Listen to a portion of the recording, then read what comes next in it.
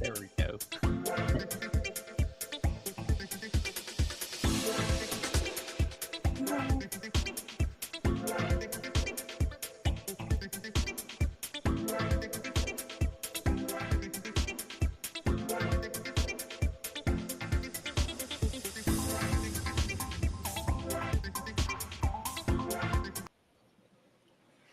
Welcome on in, ladies and gentlemen, to another great edition of the Final Whistle here on the Voice of College Football Network.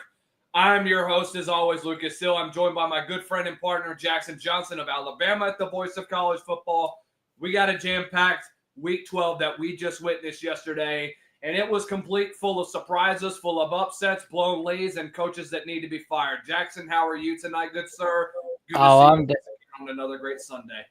Oh, I'm doing all right. Just getting through another wild ride. I don't know which is crazier, the fact that Bama can't be able to beat a Brent Venables Oklahoma team, or the fact that the Kansas City Chiefs are trailing in the AFC West in mid-November. They're 5-4 right now, aren't they? 5-5. 5-5. They Chiefs lost- Queendom! Your reign is coming to an end. Screw you, Chiefs fans. Y'all gave me hell on Twitter before about me telling you that your reign was coming to an end. Guess who has the last laugh now?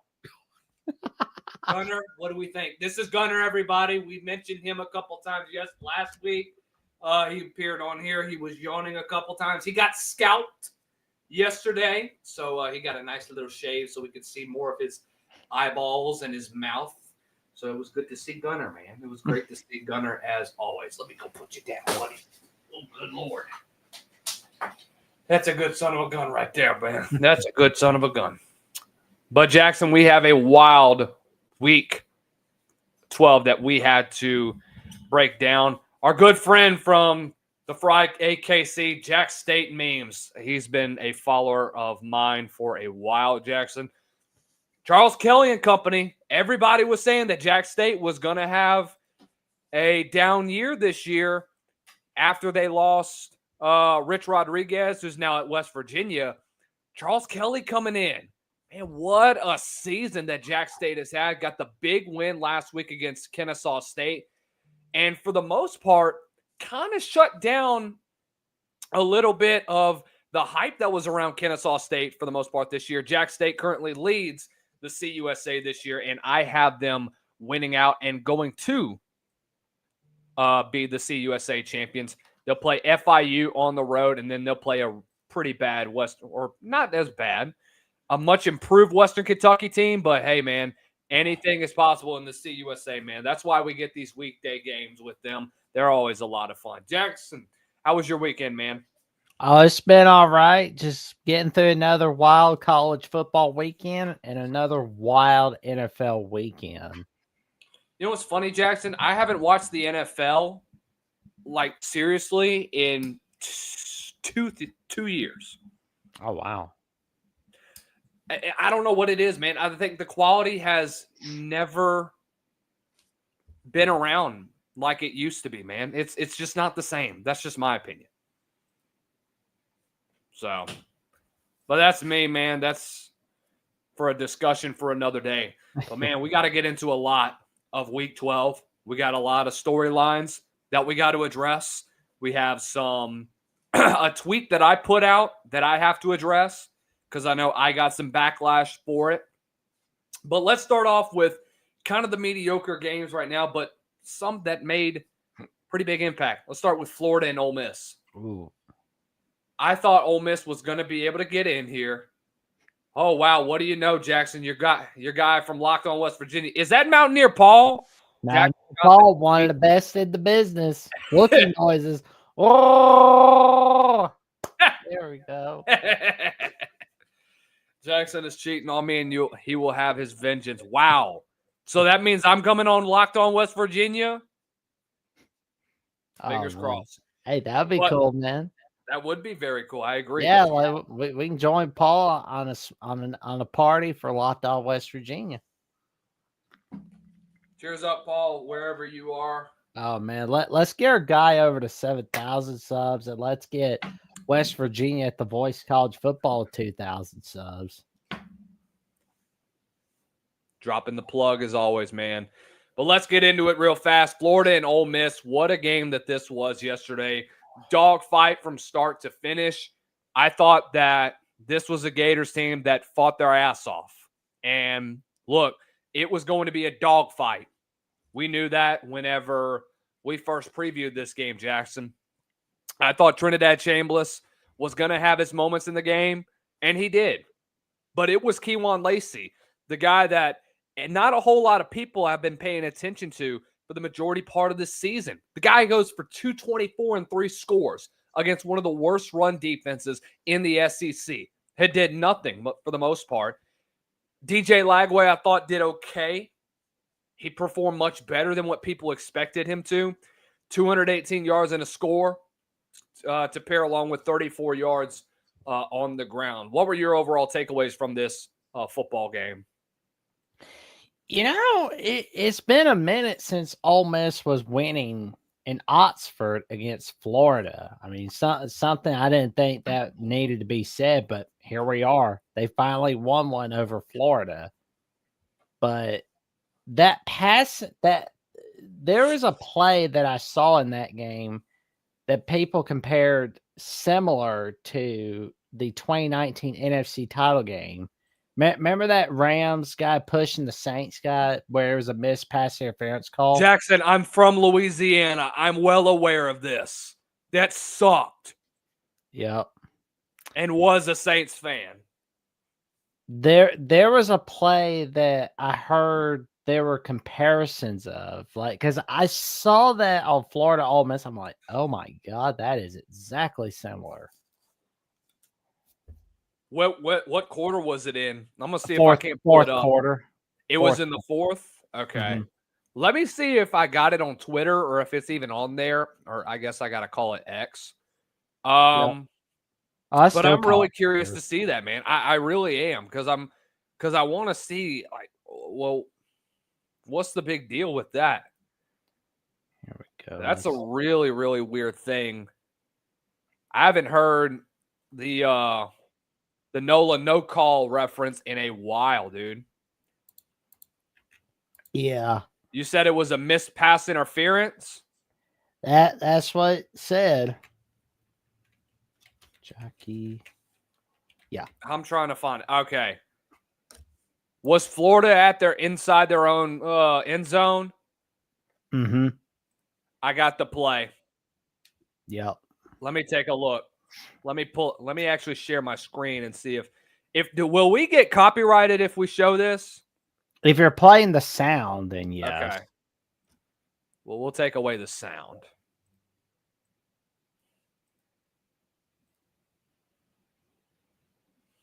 This shouldn't get copyrighted because it's recorded from somebody else's device.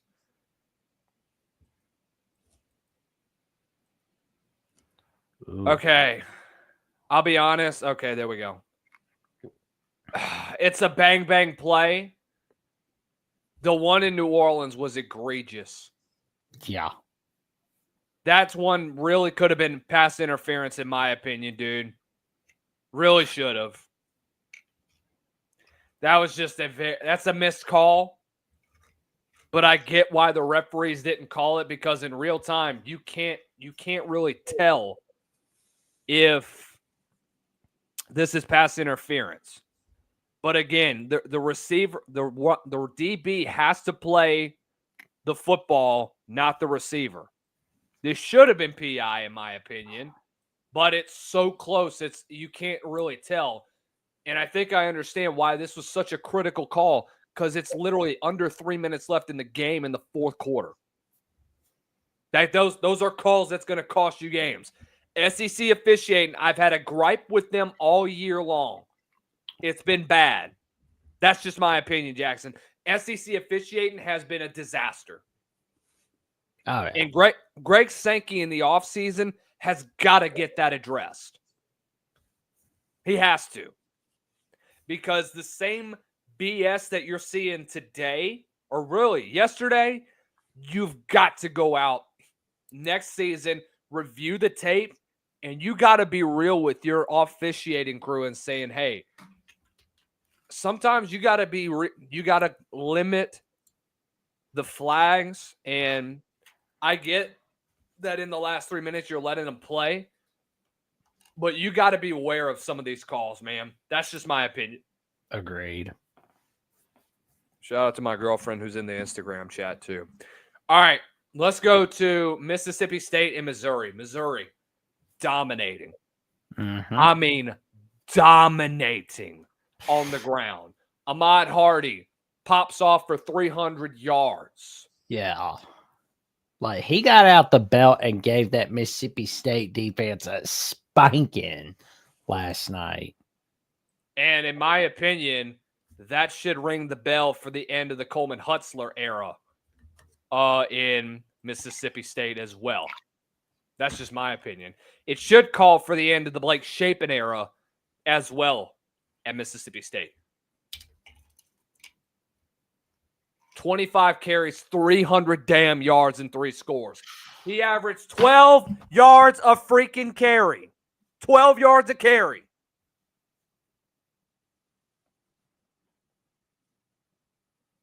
I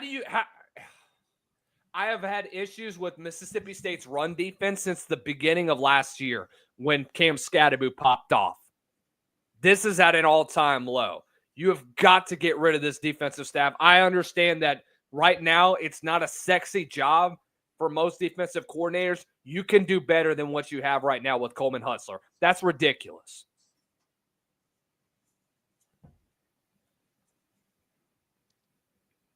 Complete disaster. Yeah. You gotta get issues that need to get fixed ASAP, dude. Agreed. There's no reason that you have this many missed opportunities Mississippi State has had. You've blown opportunities to get to 6 wins. Now you got one more chance, and you got to do it in the Egg Bowl. Can you pull off the upset? I don't know. Ole Miss has played up and down this year. We've seen the best of Ole Miss. We've seen the worst of Ole Miss. You got to find common ground. If you are going to be able to play for a bowl game next week, your defense has to play their best game they've played all year, similar to what they did against Arizona State. Except you got to limit the big plays. You got to find ways to control the tempo of your offense. And in my opinion, the Kamario Taylor era should start next week. He's already burnt up his red shirt. You might as well throw him in there for the last game of the year. Give him many drives. Give him a lot. Why not? What are you going to do to hurt? What's it going to do to hurt you? So, Jackson, I'm going to give you the floor, man. Let me get your thoughts from Missouri and Mississippi State. Well, Missouri, they basically don't have a lot to play for, but they are getting some good news, though, because I'm just reading from my X account that Bo Pribula is coming back. There it is, from Matt Zenitz from CBS Sports, where there is early optimism that Bo Pribula may be able to return and start when Missouri plays Oklahoma next Saturday. So Missouri's getting some good news. Didn't he tear his ACL? No, it was an ankle injury. His ankle? Mm-hmm. Okay. That's so hard, dude. I don't know if I am Eli Drinkwitz, I'm rolling with Matt Zollers right now because I don't want my quarterback to have to go through the rest of the year or have to go in again this season and end up re-aggravating the same ankle and his rehab having to be longer. Because correct me if I'm wrong, does he have another year of eligibility or is this it? I think he's still got some eligibility. He has one more year of eligibility this year. Yeah. This year he's a redshirt junior dog, but next year he's going to be a senior dog. So. We'll see, man. We'll see. He's been a junior dog this year, but I just can't wait to see what he'll bring in the ball game. I don't even know if I play him at all the rest of the season, Jackson, just to be honest with you. Yeah. Because if you're going to go into next year, he's going to come back next year, I would expect. Yeah. I mean, it'd be egregious if he doesn't.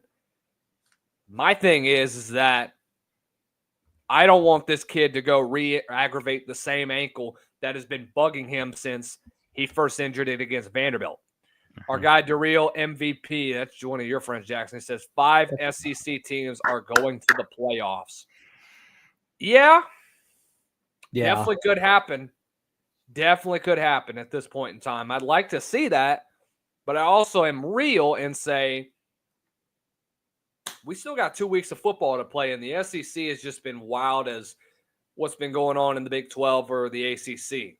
Because here's what I think. You're going to get at least 4 guaranteed from the SEC. I think you're going to get at least 3 guaranteed from the Big 10, 1 guaranteed from the Group of 5, 1 guaranteed from the Big 10 or ACC, 1 guaranteed from the Big 12. Mm-hmm. And then the last one, which I think could be Notre Dame. That's why I say that there's going to be 4, 3, Big 12, ACC, G5, Notre Dame. I'm missing one more. Wait a minute. I am missing one more, Jackson. Dadgummit, there might be 5 SEC teams. I'm an idiot. I kept thinking it was 11 in the playoff. 12. Yeah, it might be. But it's either going to be 4-4, 1-1, 1-1, or it might be 5-3, 1-1, 1-1. Or 5-4, 1-1, 1-1. My freaking math is not mathing. Yeah, I mean, because it's basically going to be Indiana versus whoever in the Big Ten title, in the playoffs either way. Whoever gets an SEC title, they're in regardless of who wins. ACC champ and Big 12 champ in. So that makes it 6 teams. Group of 5 team is 7 teams. Notre Dame makes it 8. Right. And 3, 4 are okay. So that makes it 10. 3, 4 from SEC. That's 10. Number 5 from the SEC will make it 11. Right. And number 12 is that 3rd Big 10 team. He says Alabama, A&M, Ole Miss, Georgia, and Oklahoma will head to the playoff. Vandy and Texas. I think Texas is out. I mean, Texas is out in my opinion. Yes, they'll lose to A&M. If they find a way to beat A&M, that would cause question to see if maybe Texas as a 3-loss team could potentially get in. But I don't believe that the committee will do it. I just have a hard time believing it. Because let's look at the Big Ten right now, Jackson. Because I believe you have USC, Michigan, both are sitting at 8-2. Mm-hmm. Let's say both of them run the table the rest of the year. Let's say USC ends up beating Notre Dame or Oregon and UCLA at the end of the year, which I don't believe they'll beat Oregon on the road. but I do think they'll beat UCLA to finish 9-3. Michigan at Maryland and then Ohio State in Ann Arbor. Let's say Michigan wins that last one. Who has a better record? Do you put a 3-loss SEC team in over Michigan, who has a better strength of schedule and has played a little bit of a better schedule compared to Texas, who they have good losses, but you got to look at quality of wins as well. That's why I compared the two. I'd say the same thing for USC. Yeah. I think in that scenario, if Michigan's got their 5th straight win over Ohio State, I think they do. oh yeah. They're in the playoffs, basically. They are in the playoffs. No questions asked. Because it's going to be, oh, you won the game. Yeah, you're in. Because I think that's what it's going to be. I don't see a 9-3 Texas team getting in because it's kind of like, if it's like that for Alabama last season, I don't see that for Texas this year. But if they did get in, it would create a huge uproar in the nation. It would. Yeah, I think it would too, to be honest with you. But once again, you are dealing with doomsday scenarios that not a lot of people are going to expect. But, of course, we live in bizarro world in 25, and anything can happen. Jackson, I'll be honest with you. I got to go use the bathroom real fast. You might be flowing solo for about 2 minutes. I will be back as soon as I can, okay? All right, man. All right, be right back. All right, so but yeah, just kind of thinking about this scenario. If USC winds up winning against Oregon and UCLA, they're in the playoffs likely. But Notre Dame, with that head-to-head win, yep, there it is. I don't think they're gonna be Darrell. I don't think you'll have to worry about that. Yeah, I don't understand Oregon being in top 10. Like I think a lot of it is because they're a brand, but take the fact out that they're a brand, they would not be in the top 10. I mean, what wins are there that are impressive for Oregon exactly? I mean, Northwestern, that's not impressive. That is not impressive. Oh, well, Big Noon Kickoff is there. Yeah, well, good for you. Big Noon Kickoff was at Oregon Northwestern. That's because Week 3 was a sloppy slate. And Penn State, they've got worse as the season went on, so you can't really brag about that. I mean, you can't really brag too much about that Iowa win. Beating Minnesota is not really something to brag about. I mean, if you're beating Minnesota from 1936, then you can brag about that. But if you're beating Minnesota in 2025, you can't really brag about that. Sorry, you just can't. And, man, I do not really see a good win for Oregon. I think you kind of shot yourselves in the foot by losing to Indiana at home. But it's not looking, oh, man. Like the Big Ten, like what if we did have USC at 10-2, Oregon at 10-2, Michigan at 10-2, and we have, yeah, 10-2 Vandy team. Good grief. Good grief. You need to smack Kentucky and Tennessee off the face of the earth, really. I mean, you kind of just have to run up the score on them if you're Vanderbilt. I mean, that's what I think. You basically just have to run up the score on your opponents. And then you can be good to go. Then you can really say, you just kind of cross your fingers, hope that things happen. I always say don't put yourself in a position where you need somebody to win or lose for you. But I think you're going to need Missouri to win over Oklahoma next Saturday if you're Vanderbilt. You're going to need that to happen.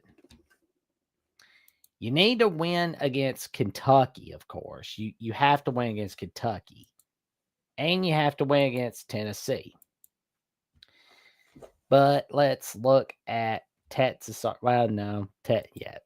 Texas. Yeah, no, they're screwed. I think they should too. Yeah, because I mean, like Notre Dame's head to head over USC, and you got USC's head to head over Michigan. I mean, no doubt about that. Head to head comes in handy, and it's all on NBC. Yeah, I mean, I'm looking at this. Man, like next week's schedule for the SEC is just sloppy, salacious cupcake games. Like only 1, 2, 3, 4 conference games next week. Rest are just cupcake games. But then you got rivalry week. That's gonna be fun. Rivalry week's gonna be fun.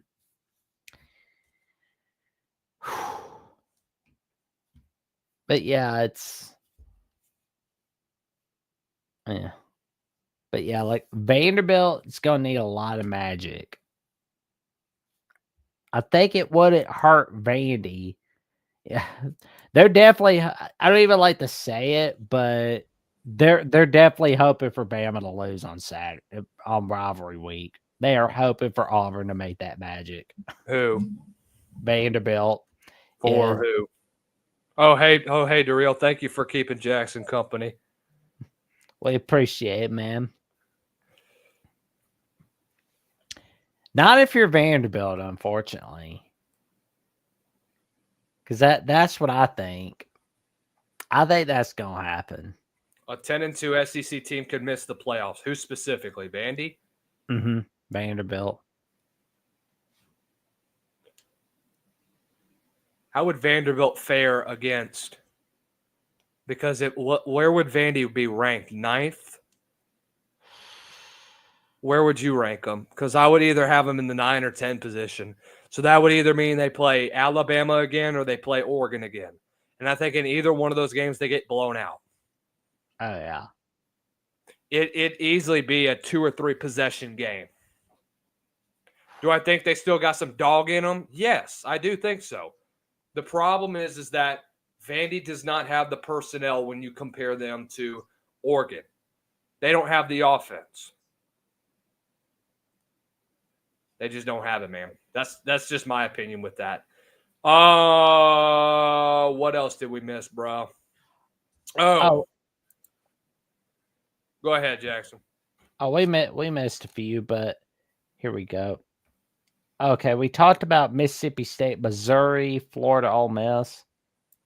I don't think we talked about this one.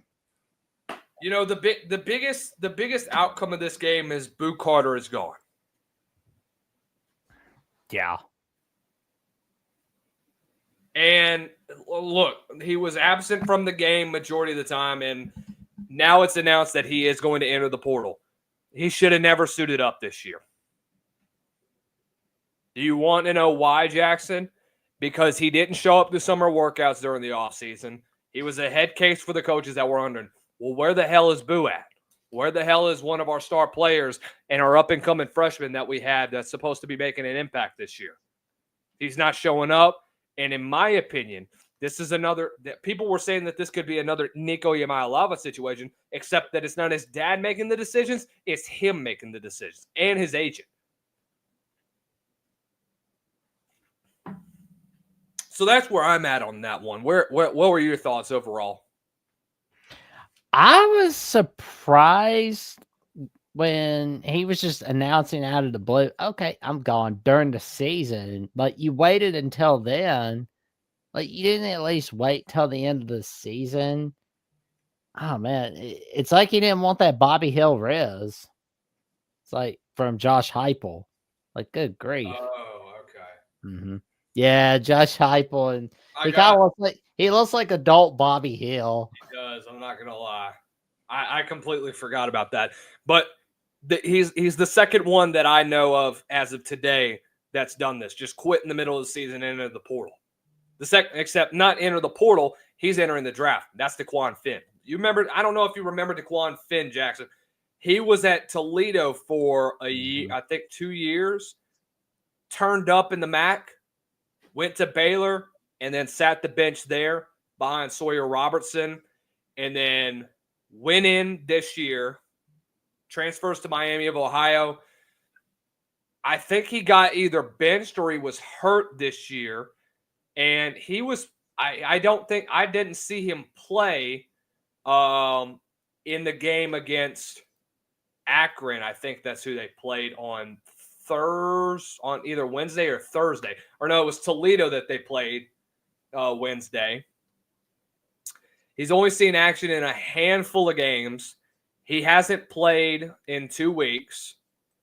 So I think this was a decision that DeQuan Finn made during the week that ultimately led to him saying, I'm entering the draft. But here's the thing, Jackson. You know how long this kid has been in college football? Since 2019.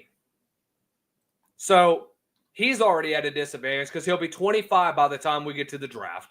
He'll be a 25-year-old rookie. And love his athleticism, love what he brings to the table. But to be honest with you, he's washed. He ain't the same dude that he was when he was at Toledo. He's forcing a lot of things into traffic. He isn't really improving much in his passing accuracy, and he's just so inconsistent.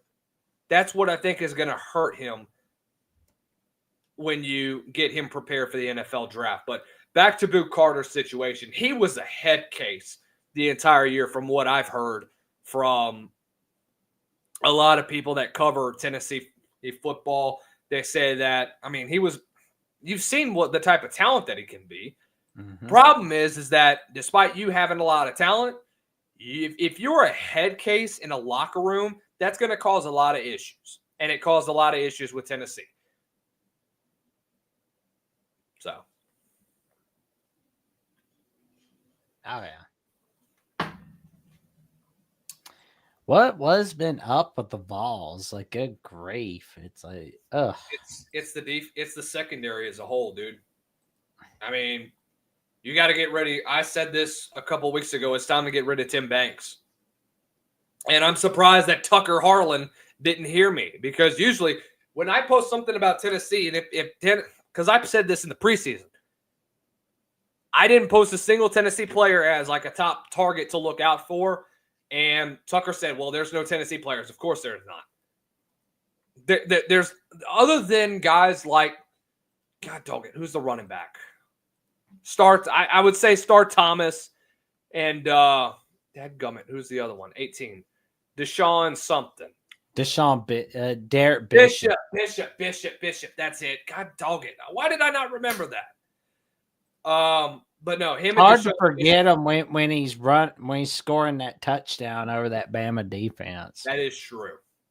The problem is that he's not playing against South Carolina. That's why I'm kind of in the minority of that part. But Deshaun Bishop's had a great year, in my opinion. I really think he's made strides and strides and strides. I know a lot of people were hyping up Star Thomas. I know him and Deshaun were going to split time. Deshaun's pretty much taken the majority of the snaps, man. I thought he's done really well, just stepping into that role that obviously you have to fill in, losing a guy like Dylan Sampson last year. So he's stepped on in. Guy that's averaging over 6 yards a carry. So that's a very impressive stat from somebody like that. I think that just exemplifies what type of talent that he is. Him and Star Thomas both averaging over 5 yards a carry. Yeah, I mean, I can't wait to see what more magic that we're going to see Derek Bishop make next year. Deshaun Bishop. Yeah, Deshaun, my bad. The heck? Am I lagging behind a little bit, Jackson? Yeah, a little, but that's all right. Okay. I was just curious on that one.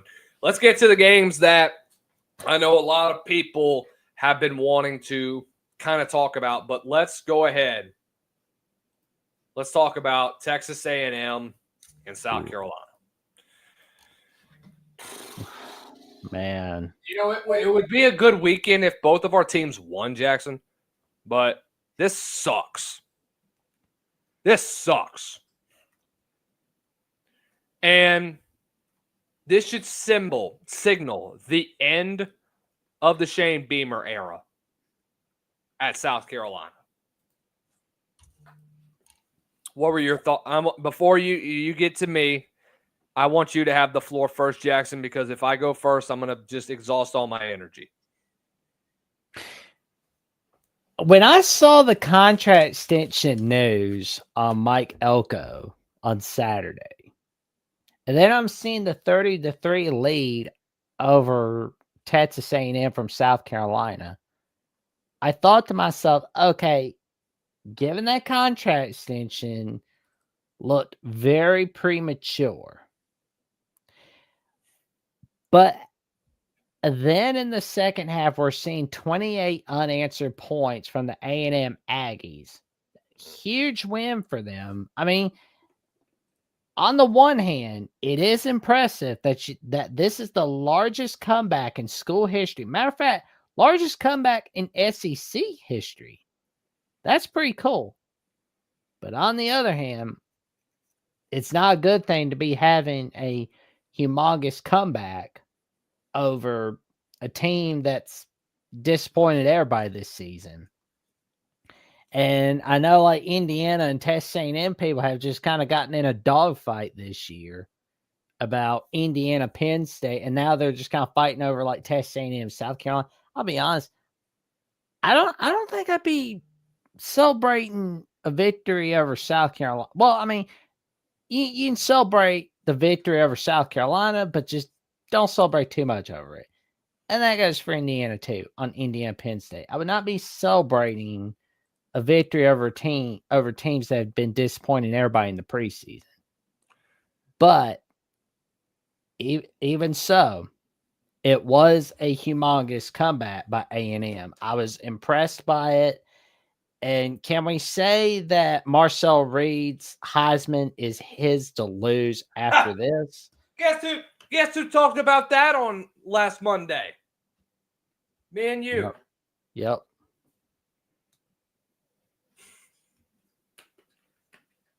Are you done, by the way? All done. Okay. Strap in. First of all, Jackson, I had over 5,000 people hop in my show yesterday. So thank you so much for everybody that joined in. Actually, almost 10,000 when you compare that and when you compare what we had on Twitter as well. So thank you all for joining in.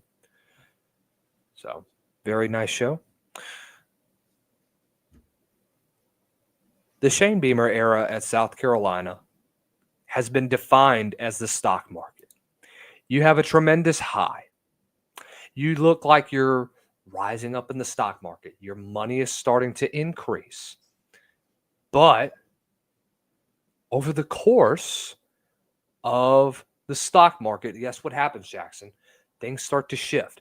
You have things in the market that don't go your way. You have bad PR.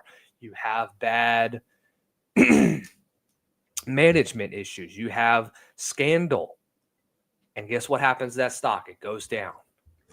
Then all of a sudden, you have a resurge like Wells Fargo had.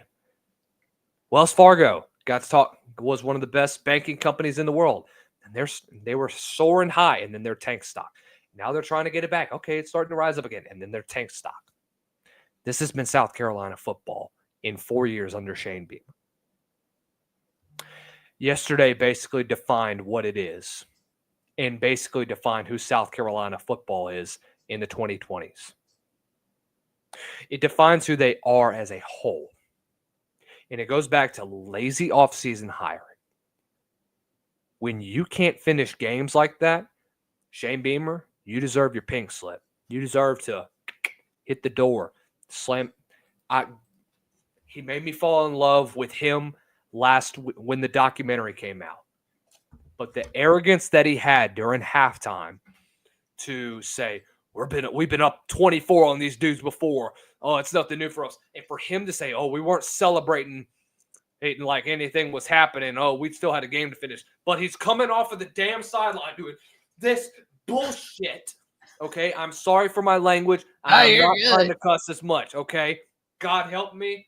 God, I love you. All right. I'm a Christian, and I believe that I should not be used. I need to tame my tongue, as the Bible says. This was so bad. The fact that you allowed the play that changed the entirety of the game was 4th and 12 when you have Marcel Reed in front of your ass. And you know what you do? You can't put a spy on him. You know what he does? Little shimmy shake. I'm a juke past J.R. Johnson who can't make a freaking tackle. Keeps the drive going. They score. You know what you do on your next offensive drive? You get past midfield. It's 4th and 1 from the 31-yard line. You know what you did? You didn't give it to your 240-pound specimen of a weapon at quarterback. You ran a dive. So guess what? It was not Mike Shula. Part of it was, but guess what? It was personnel too. Because you don't have the depth at offensive line to hang in with this Texas A&M defense. You don't. You don't. And then after that, momentum shifted to A&M. You got cute offensively. You played, I'm going to say this in the words of Blaine Crane of Crane and Company. You whipped out the freaking 9-iron to lay the thing on the grass, on the green. But instead, you know what Mike Elko did? He whipped out the driver and said, we're gonna try to get a hole in one and let this run. That's exactly what Texas A&M did in the second half, and Marcel Reed had a couple Heisman moments. You have wide receivers springing free. I don't know what on God's name happened in the secondary when you force 3 turnovers in the first half and Bakari Swain has 2 interceptions, and then all of a sudden it looks like the freaking floodgates just spring wide open. You leave guys that had not had a catch all year. One has 3 catches for 50 yards and a touchdown. Ashton Bethel Roman, who, by the way, I was very high on in the preseason and thought he'd be a freshman to look out for. I thought he would definitely have a nice season after his red shirt last year. You know what they did? They only had they outgained South Carolina by 295 yards in the second half. They finished with over 500 yards. Thank God South Carolina crossed the 350-yard mark. Now they can't say that they're the only team that hasn't done that. But last night proved that Shane Beamer is not the guy for the job. He's not. South Carolina will be a mid-tier program. Every now and then we'll get to 8 or 9 wins. And then other than that, you will be stuck here with this up and down trend that, to be all honest with you, I'm ready to fire Shane right now. I'm ready to just give him his pink slip right now, and I think most of South Carolina Nation believes that as well. And I hear people still trying to defend South Carolina, Shane Beamer. Guys, the excuses are over with. He gives excuse after excuse after excuse in the press conferences. They bored me so much to the point where I don't want to listen to them anymore. I'm sick of listening to them. Because it's the same crap over and over and over and over again. And I'm sick of it. I'm done, by the way. That was my unhinged rant of the night. But, by the way, it's time to bench Lenore's Sellers, too. When in 4 quarter losses, this is from our good buddy Brad Crawford of CBS Sports. In the 4th quarter, when you lost to Missouri, Alabama, and Texas A&M with South Carolina tied or just trailing by 1 possession, 6 drives, 22 plays offensively, 24 yards, 3 punts, a lost fumble, and 2 turnover on downs. What do you get when you pair an incompetent quarterback with an incompetent offense? You get incompetent results. Feels like watching Three Stooges. That's exactly what I was thinking. When you have Peanut, aka Dumb One, that's scratching his head and doing this on his way out in the frickin' tunnel. You have Dumb Two, who you fired 2 weeks ago, that has 10 years behind calling an offense, and you have Dumb Three that wants to try to play hero ball and try to make something out of nothing and just runs out of bounds and loses 3 or 4 yards instead of throwing the freaking football away and living to see another down. I'm so sick of this team in Jackson. I'm done with this team. And I've only been covering them for 5 months. Is this what I get? Is this what I get? When nobody talks about how good South Carolina is, they tend to do well. But when everybody's talking about how great they're going to be, they tend to flop. That's why I said in the preseason, keep your expectations low. And yet people just do not listen to me, and they say, "Oh, there's going to be a 10-win season. Oh, this is this." I said 8-4. Your floor was 5-7. Well, looks like the floor has been hit. Might be even worse though. Maya World says horns down, go Dogs. Yeah. Horns down indeed.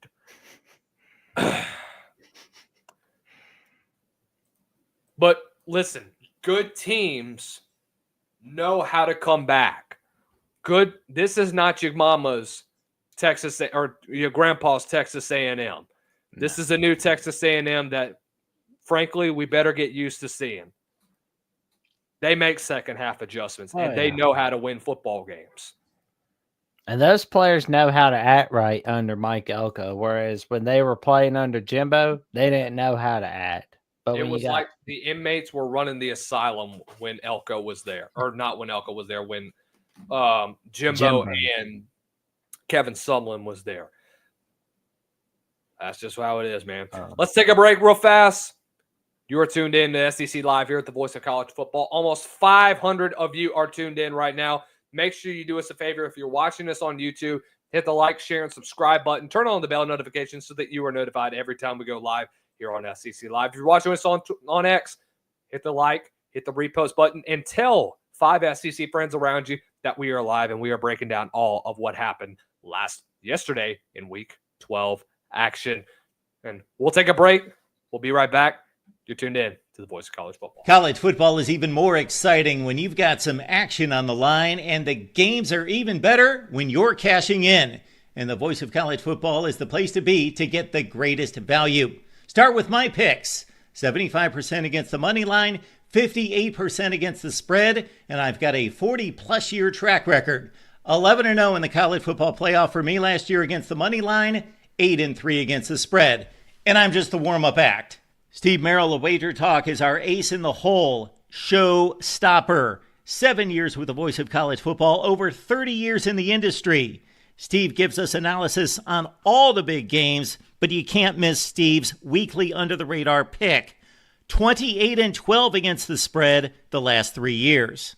You also get picks from some of our top analysts here at the Voice of College Football, including Corey Bratta, Matt Zemek, and Steve Dace.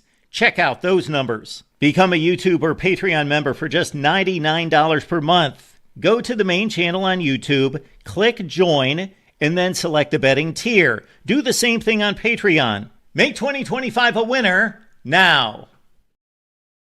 That's why you go to Mark Rogers, Steve Dace from the Michigan Podcast, and the Steve Dace Show on Blaze TV, Matt Zemek from USC Primetime Live, Trojans Wire, and College Wire at USA Today, Corey Bratta from the Hawkeye the Storm, and Iowa Hawkeyes Live on Iowa, the Voice of College Football, and that top-notch under-the-radar pick of the week from Steve Merrill at Wager Talk. All right there, all Voice of College Football bets. We are also presented by our good friends over at Underdog Fantasy. Going over to underdogfantasy.com or going over to download the Underdog Fantasy app on your Apple or Android device. Use my promo code, and Jackson's too, VOCFBSEC. And when you play your first $5 lineup, you will get $50 instantly in free bets. I know that we have our our bets of the week. What do they call them, Jackson? Locks of the week? Lots, Stone Cold lots. Well, lots of the week. Yep. I know that they all have theirs. I have my best bets, courtesy of our good friends at Underdog Fantasy. Every week, we're 23-32 right now. I know we've been losing a little bit of money, but hey, we'll see what we did last week. I'll go over and look over my my best bets from this last week and see what we hit on, man. See if we can get back into the win column. Hopefully, we can get ourselves above 500 to end off the season strong. So once again, guys, going over to Underdog Fantasy and download the Underdog Fantasy app on your Apple or Android device.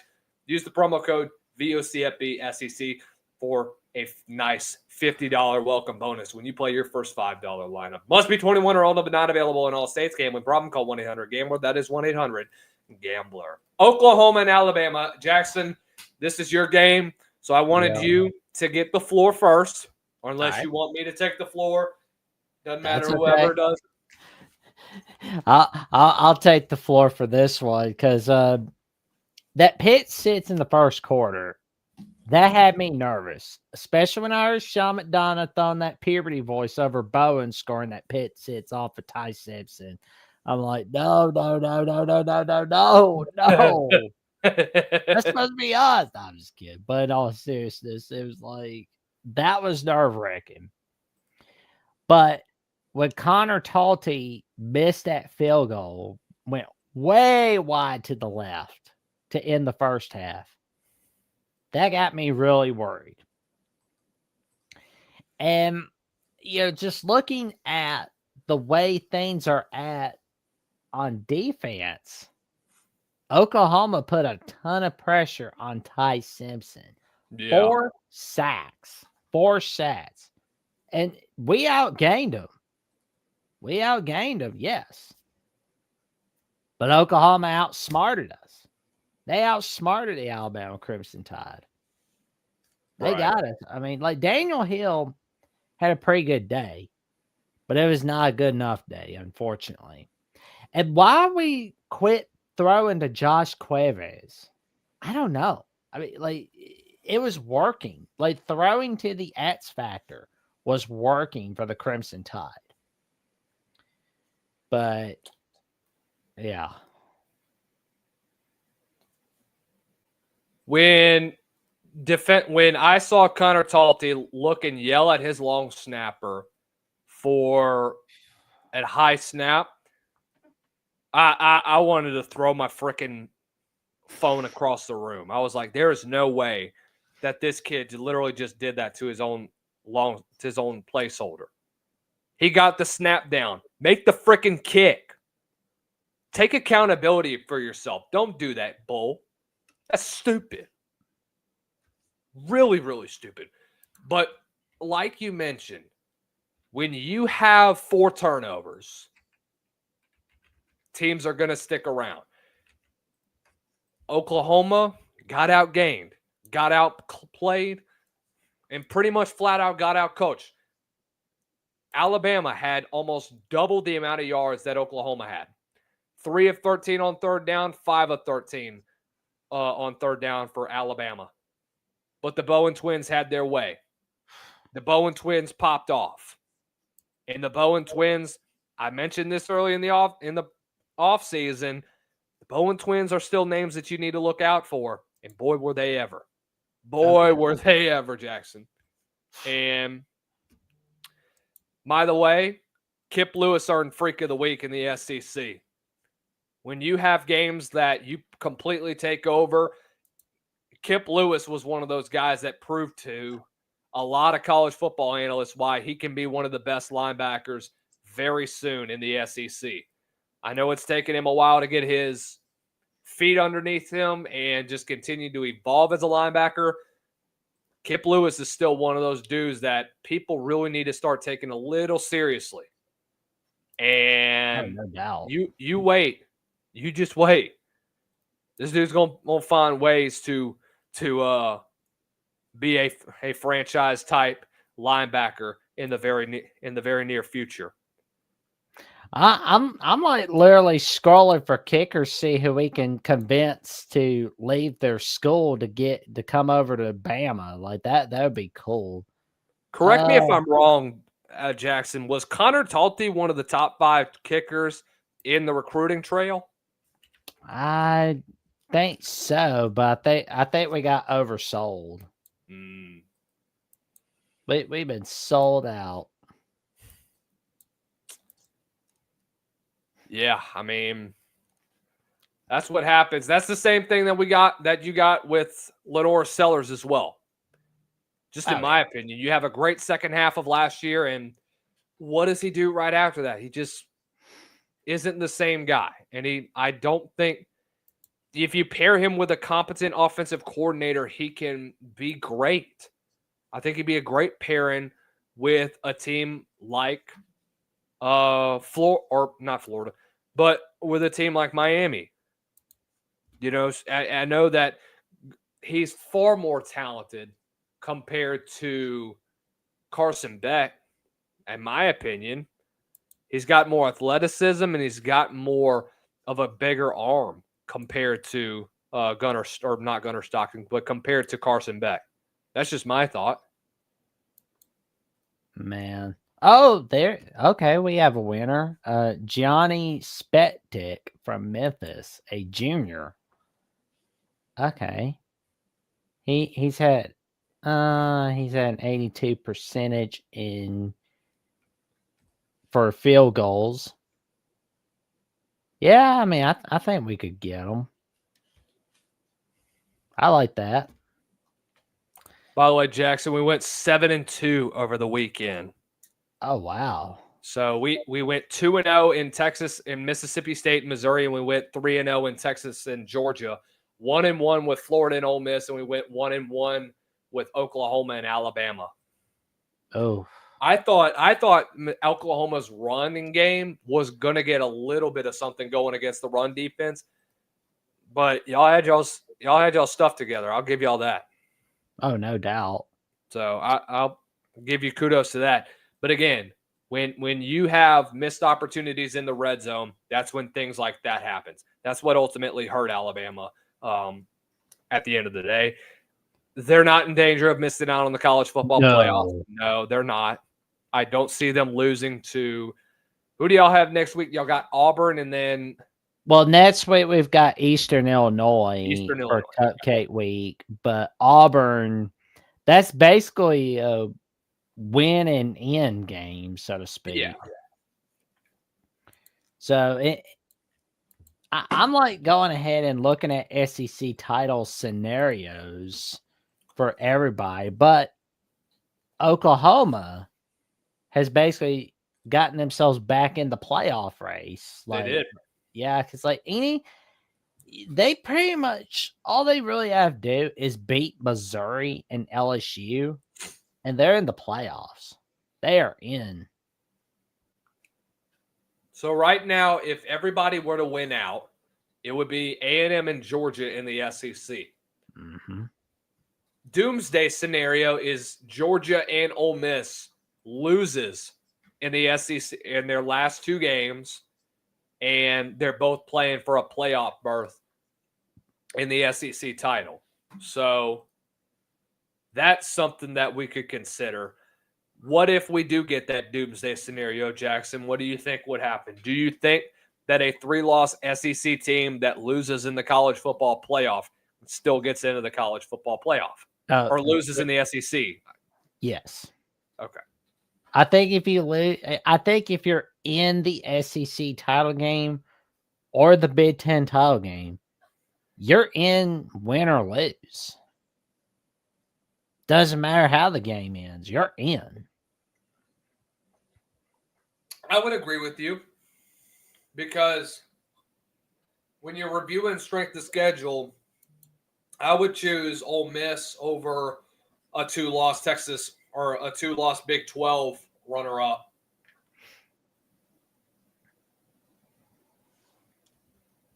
But that's just me. So, once again, the thing with this whole situation is that, once again, this is doomsday. I'm not expecting any of this to happen. But if it does happen, a 3-loss SEC team would very likely get in. And I would be advocating the piss out of it. I'd rather have a 3-loss Ole Miss team in over a 2-loss or even a 3-loss Big Ten team. Ole Miss has a better strength of schedule compared to Oregon and Michigan. And I know I was talking about Michigan and Vanderbilt, but that's Michigan and Vanderbilt. When we talk about other teams like Ole Miss, Georgia, or Oklahoma, there's almost no comparison between the two. That's just my opinion. What do you think? I would like to see Ole Miss in the playoffs. I mean, they've been impressing everybody. Still a little sore they canceled at home and home with USC last year, but oh well, it is what it is. But Ole Miss has been really impressive. They've shown they can win the big games in the regular season. And could they win a few playoff games? Certainly. I think if Ole Miss ends up going on a nice playoff run, I don't think Lane Kiffin leaves. I just don't see a scenario where he does. We'll get into the Lane Kiffin situation later on. But let's go on to our last game of the night, Texas and Georgia. And I know we're skipping out on a couple of other. LSU, Arkansas, LSU winning another one where Arkansas. Oh, I did forget about LSU and Arkansas. Good Lord. LSU's been so damn irrelevant that I completely forgot about them. Let's go to them first before we get to Texas and Georgia. LSU, Arkansas. This was a bad game. And to be honest with you, the first game of the Mike Van Buren era, it had its moments, but I don't think that there was anything remotely impressive as a whole from this LSU offense. And for the most part, guys, LSU's defense, as much as they've struggled the last, really dating back to Vanderbilt, I know they had a much better game last week against Alabama. This week was amazing. They had a much better game plan, in my opinion. You were able to get stops when it was mattered most. You made big plays off of turnovers, and you got yourself back in the game. Mike Van Buren made big plays. The problem is that you went away from the run game early on. Yeah. Arkansas managed to find ways to claw back into it. Mike Washington and Taylon Green both were dominant on the ground. Taylon Green couldn't do anything through the air, but when you utilize them on their feet, they're very dangerous to cover. They're very dangerous to be in touch with when they get into open space. That's been typical of Arkansas all year. They always have a chance to win it, and they blow it. They did it against Memphis. They did it against Ole Miss. They did it against LSU this Saturday. They did it against Mississippi State. Blew it against Auburn. Blew it against Tennessee. The only game they didn't blow it in was against Notre Dame. Right. That's just been so. This is basically far from where 2011 was for Arkansas, where 2010 was. You were never seeing those days again in Fayetteville, unfortunately. Those days are gone. And if you think bringing Bobby Petrino back, I know he's the interim coach, but it's not really improved anything this season. I should be the Nets head coach because, I took you to greatness in 2010, 2011, but I didn't take you to greatness this year, but whatever. No. Well, you also have to worry about this, Jackson. This is a new roster that's been mostly comprised of Sam Pittman's recruits. And in every game that they've played in, too, they've been competitive. The problem is that they haven't been able to finish. So you're taking a team that this is their second 1-point loss of the year. Their special teams has not been great. They had a lot of mistakes this weekend. You had 2 turnovers that led to 6 points that LSU took advantage of. And I know that they were field goals, but every point accounted for in a game where you have 2 offenses that are pretty much kind of back and forth majority of the time. It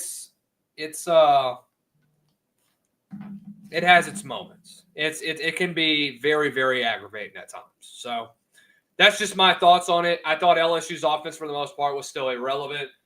When you get actual staff in here, and by the way, y'all chill out. Frank Wilson is not going to be the next head coach. No. It's not going to happen. So that's just where I'm at with this one. LSU as a whole is just a disaster, but hey, they get to bowl contention, and I would like to see Bobby still be the new head coach, but I don't know if Arkansas will go in that direction. We'll just have to see. I don't think they should, but I don't think they should, but I do think that it could be an interesting decision that they can make if they do choose to go in that direction. Let's get into the last game of the night, Texas versus Georgia. We're not going to talk about Tennessee Tech and Kentucky because it was all Kentucky from that point, and they're playing a freaking FCS. Tennessee Tech sucks.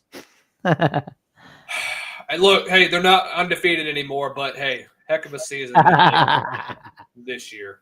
They'll play UT Martin next week on ESPN Plus at high noon. But Texas and Georgia, after the interception from Anthony Hill, Georgia owned this football game. And they proved to a lot of people why they are still one of the best teams in college football. And I think that they absolutely earned their moniker as the hottest team right now in the SEC. Give me your thoughts from this past game, Jackson. I mean, when you're getting the running game lined up, Nate Frazier having a great night, and you're making sure that you're throwing to Humphreys and Zachariah Branch, you know you're going to have a great night. I mean, this is a good night. This is like the best night ever I've seen from a Mike Bobo offense. I got to say. I mean, it's like 229 passing yards from Stockton and 4 touchdown passes. Amazing. And 1 rushing touchdown from Stockton. He got all the touchdowns. Gunnar Stockton had one of his best games that he's had all year. Really did. And that defense that Georgia really utilized a lot this year, they popped Texas right in the mouth. Texas had one of the worst rushing offenses in college football, man. It's been bad. This is a rushing offense that has been pretty much held in check throughout the majority of the season. They have almost nothing that they can rely on when it comes to offense. I thought Trey Wisner was going to have a much better season this year. I thought C.J. Baxter was going to be much better this year. I was wrong. I was absolutely wrong. And this was a rushing offense that was anemic. 1.4 yards a carry, and you have 23 yards total rushing. Offensive line has been getting smacked around all year long. That's just the bottom line. Good grief. You had 72 against Mississippi State. You had 100 last week against Vandy. You had 47 against Kentucky. You had a $136 against Texas. That was Trey Wisner's only really good game that he's had this year. You had 52 against Florida. You busted up Sam Houston right now, who has only won 2 games this year. You busted up on UTEP. That's irrelevant this year. They're 2-8. You busted up on San Jose State, and you only had 155 yards, but San Jose State is 3-7 this year. You didn't do anything against Texas or against Ohio State, and that was a sloppy game from start to finish on both sides. Texas's rushing offense is one of the worst in the SEC, and probably the worst thing that I would have seen in quite some time from this Texas team. And a team that prides itself on with the big boys on the offensive line. I understand that you had to replace a lot from last year. You lost guys like, I believe DJ Campbell, or no, not DJ Campbell, but God dog it, Kelvin Banks from last year. You lost 2 or 3 draft picks last year on your offensive line, man. And that's been a big difference this year for Texas. And for a team that came in as the number 1 overall team in the nation, they've fallen flat on their face in big games. Arch Manning just hasn't exceeded expectation, which a lot of people have been expecting. I don't know why people have such high expectations for Arch Manning. I know it's the last name moniker that gets people excited. Guys, Arch Manning, when he plays, he looks scared in the pocket and he doesn't look composed. That's my biggest issue.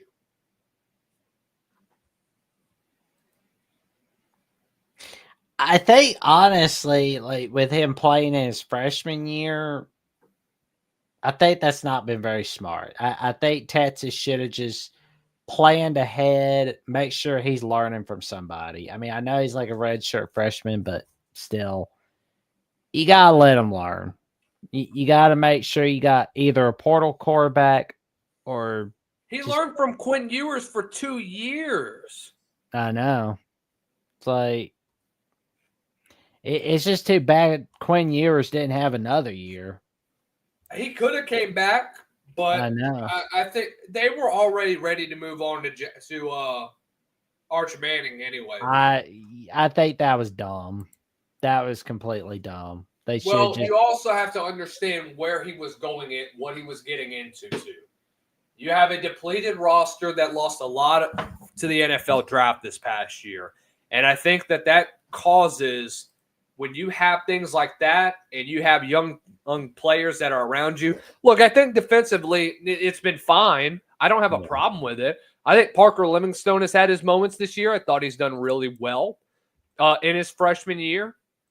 I thought guys like DeAndre Moore has had his moments, but it's been a very underwhelming season. Guys like DJ Campbell that I thought were going to have bag seasons. Guys like Trevor Gooseby that many people had very high as a guy to look out for this year has been very, very underwhelming. Has been very bad this year. People are saying that they're ready to bench Trevor Gooseby.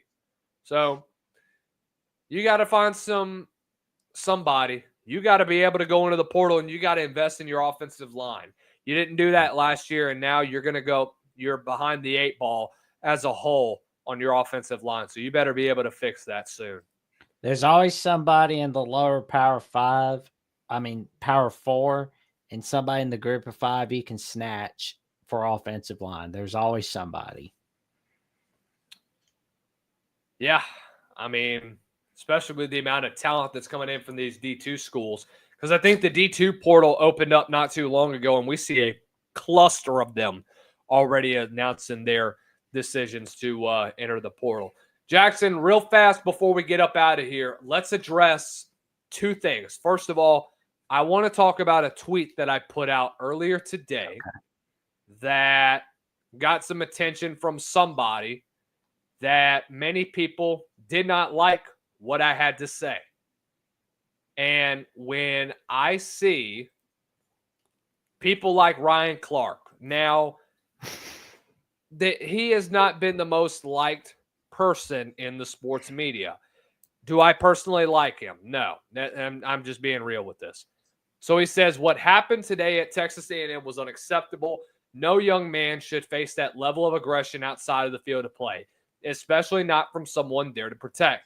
This officer had the audacity to do this in front of millions. What did he do when no one's watching? It didn't escalate today, but that doesn't mean it never has or never will. See, here's the problem with that. That really, he didn't do anything. I mean, they bumped into each other. Now, the officer was removed, which, okay, cool, great. It doesn't need to turn into a race thing. That's just my opinion on that. And I had somebody personally comment on that and say, oh, well, you shouldn't be saying this. Oh, you shouldn't be saying for Ryan Clark to stick to sports. Well, when you have things like this that can get political, it's almost hypocritical of a company like ESPN to employ someone like that when you're supposed to be a sports media company. But that's where if you guys want to go someplace where you want to listen to actual sports talk, come here. Come listen to me. Come listen to Jackson. We don't get into the political BS. No. We leave that at the frickin' door. That's like it's the old saying goes, whenever I go into the gym, check your ego at the door. You coming in here to work and you're coming in here to do your job. This is our job. We talk about sports for a living and we love doing it. And for RC to go out there and put himself on a platform and say and make political statements like this, because let's just be honest, this is a race baiting political statement that is wanting to attract views, and he wants to do this. And I know that many of you don't want to hear this. It's the truth. And it's very aggravating that I got to deal with this. And I personally talked to this person that commented on my page that said that and said, oh, you shouldn't be telling a man to stick to sports. Oh, this is racist. Da, da, da, da. If it was racist, then I would be calling somebody by their name. I wouldn't be I'm not that. Oh my gosh. But stick to sports, RC, to the person that I messaged. I don't care that you disagree with what I say. I'm going to still keep it up. This is my personal opinion, but God bless you. And I know that Christ loves you, and I know that even though we disagree, we still bleed the same at the end of the day. Let's get into the main topic of what's really more important, Jackson. Lane Kiffin, do you think he leaves Ole Miss? What do you think? 50-50. It all depends on who's the highest bidder. So you say 50-50. Mm-hmm. I say that Florida, from what he said in his press conference, did you watch a little bit of the clips from his post-game presser? Bits and pieces, yes. Did you see when he said that, oh, I'm not going to address that today with my team? Yeah. What does that tell you? That tells me he's planning to leave. College football is an ever-evolving landscape that many people are really not ready for. And many people are not thrilled to hear about a respective coach. Now, there's been many analysts out there that have been talking about how, I've been talking to Knox Kiffin, which, by the way, don't be talking to 16-year-olds about what their dad's going to do. That's stupid and weird. I'm calling you out, Rivals and Adam Corney, because that's what you are. That's stupid. Or Gorney, whatever your freaking name is. That's weird. If I'd have known that, and if this was my kid and you're talking to me like that, I'd have punched you in the face. See, media members like myself, we're not even part of the media, Jackson. We're really not. We're just dudes that like to talk about the game of football, and we love the game. If we were media, we'd be employed by other news stations, and we wouldn't be just talking about football. We'd be having to talk about hockey and baseball and freaking equestrian, some underwater fishing or something like that, like scuba diving or whatever stupid sport that they have. I'd rather go work for ESPN the Ocho at that point. But regardless of this, I think he does leave. I think the money is going to entice him. Florida's been talking to him for about a year now. I think that they're in the works, and I think Jimmy Sexton is going to be cooking up a deal to bring him to Florida, and I think that's what I'm going to see at the end of the day.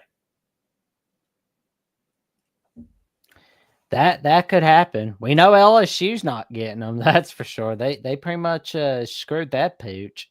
Who do you think LSU could get? That's a good one. I mean, I feel like you would think somebody would want to go to LSU, but the way Brian Kelly screwed things up and the fact that the governor was getting himself involved because there's no school president and no athletic director, that tells me we've got an ugly situation coming in Baton Rouge. Would Grandma Kay get involved with Alabama athletics? Oh, God, I hope not. There ain't nothing wrong with Mama Kay. It's like...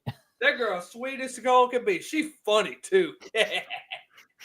I saw a meme of her the other day, bro, and it was a video where she was talking in the middle of it. She burped and then kept on talking. It's like, excuse me, we've increasing the dosages. She's so funny, bro. No, man, it's so funny. She is just a national treasure, man. But again, you are correct. I do think, though, John Summerall from Tulane is the name that you need to look out for. I think he's a very, very interesting prospect, in my opinion.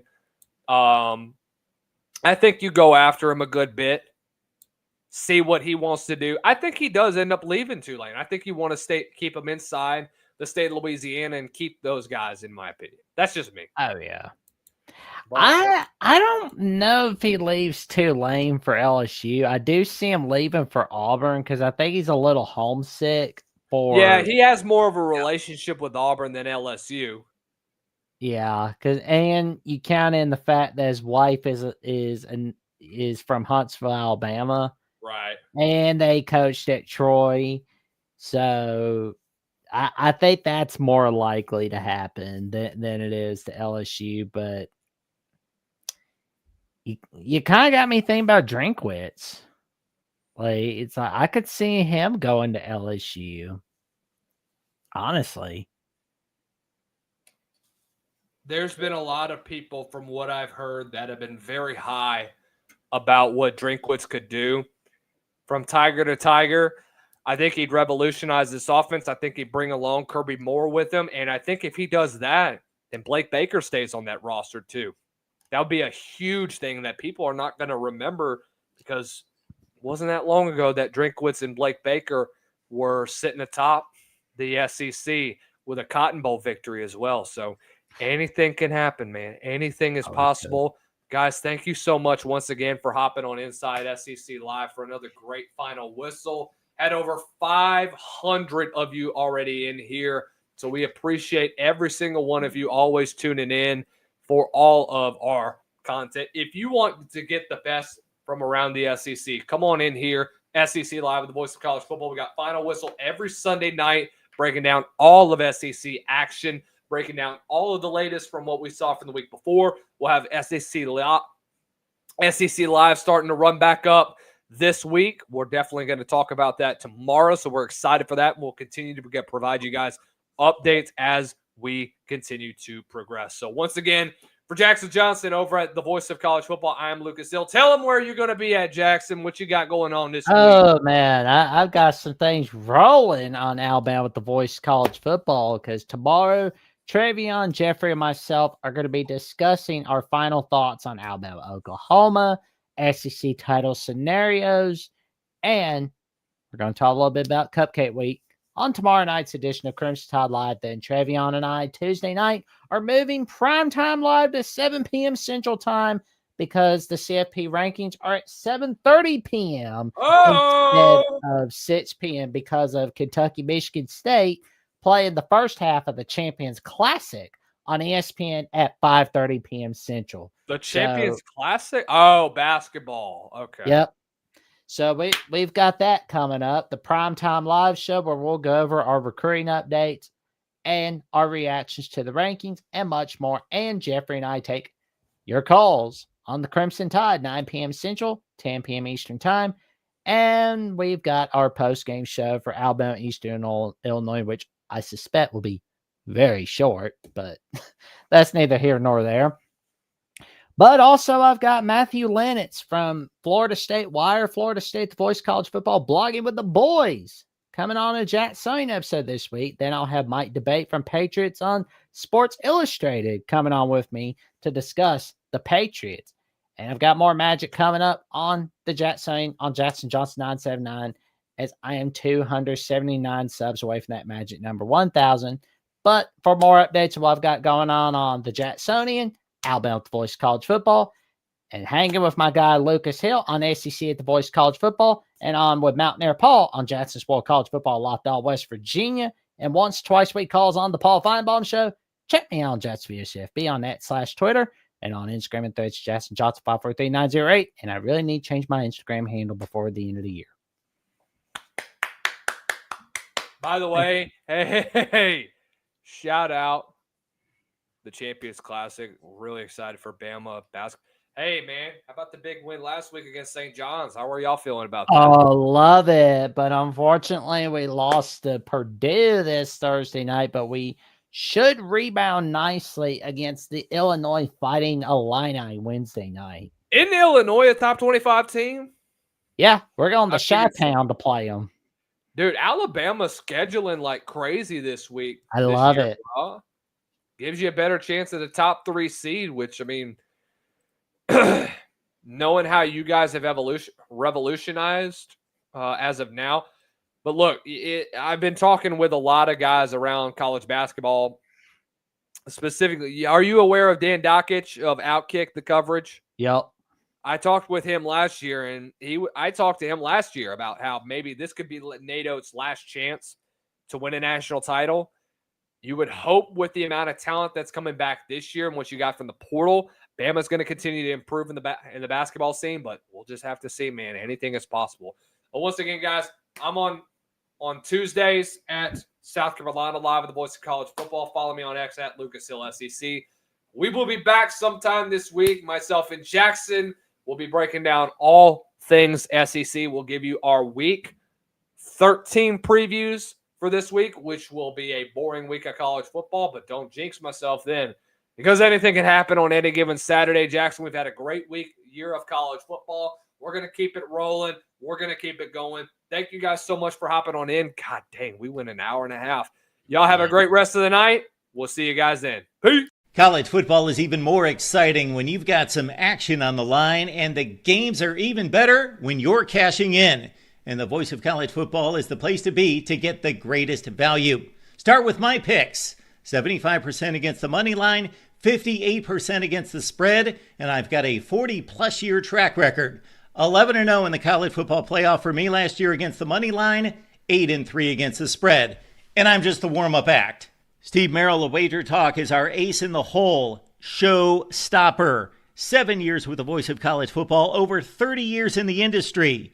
Steve gives us analysis on all the big games, but you can't miss Steve's weekly under-the-radar pick. 28-12 against the spread the last 3 years. You also get picks from some of our top analysts here at the Voice of College Football, including Corey Bratta, Matt Zemek, and Steve Dace.